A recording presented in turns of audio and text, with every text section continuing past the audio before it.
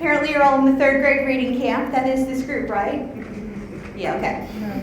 So my name is Cheryl Sattler. It's Dr. Cheryl Sattler, Dr. Cheryl, Dr. Sattler, Cheryl. Doesn't matter.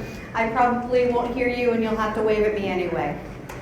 Some of you may know me. I don't think actually in this group, but by the way, we're getting coffee. So for those of you who don't find me the reason for being awake, we do have some substitutes in the way of caffeine. I was going to say some of you may know that I work in lots of your districts in Title I, but since none of your faces are familiar, I'm going to skip that part. I'm going to tell you that I am a Floridian. I'm from St. Pete. I've lived in the Panhandle now twice, once for 8 years, and now I've been back for 8 years. So in between, I was in Washington, D.C., and most recently there, I was working for the Center for Data-Driven Reform and Education. I am thrilled to be here today, and I'm very privileged to work with the Panhandle Area Education Consortium. I would like to know just quickly who is in the room. I know your names. Thank you for those of you who have already found your name tags. I appreciate that. How many of you are classroom teachers? Okay, any reading coaches or instructional coaches? Okay, couple. Who did I miss? Who's back at the back table? Who's neither? You're not admitting to anything. Okay. Well, we'll just let you keep your secrets. I need to remember to turn on my clicker, which I never do. Let me very quickly run through today's agenda, and then I've got some housekeeping things. So today, I want to teach you a very short, structured, data-driven dialogue. We're going to do a lot of practice visualizing data. We're going to construct a data use process. We're going to plan the data use cycle. Going to do a little bit on data jargon, but the most important thing that we're going to focus on today is figuring out what the right problem is to solve. Solving the wrong problem doesn't get us anywhere, does it? So, a couple of things. I am a Kagan-trained trainer, so you guys better be ready to rock because it's all interactive. There's going to be a lot of activities. When I need you to come back together, I'm going to raise my hand. When you guys see it, raise your hand too, and it will trickle through the crowd, and then we will come back together.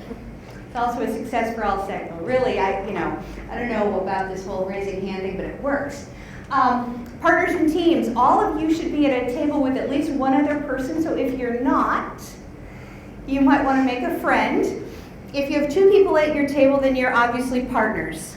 If you have 3 people at your table, you will be extended partners and just have to play well with others. I know that's difficult for some of you, but I know they're rough. If there are 4 of you at your table, just pair off so that you're partners. Sometimes you're going to work in partners, sometimes you're going to work as a team.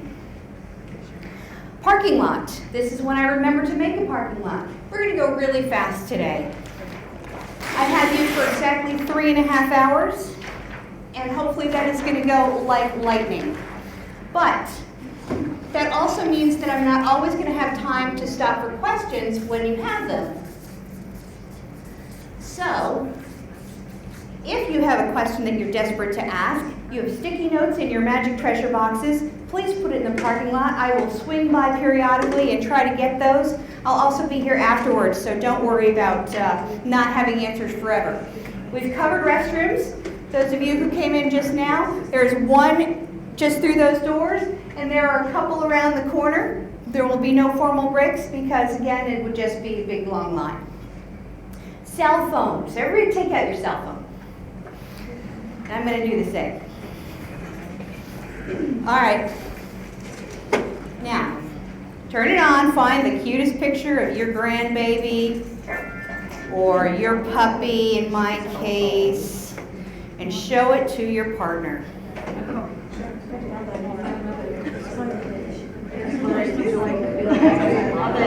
right. This is my big kitty. He's 22 pounds, and he is afraid of a shadow, but every now and again he calms down. Okay. How many of you have brand new grandbabies that you're proud of? All right. Okay. Now, if you wouldn't mind, turn your phones off. I don't have one either. If you absolutely have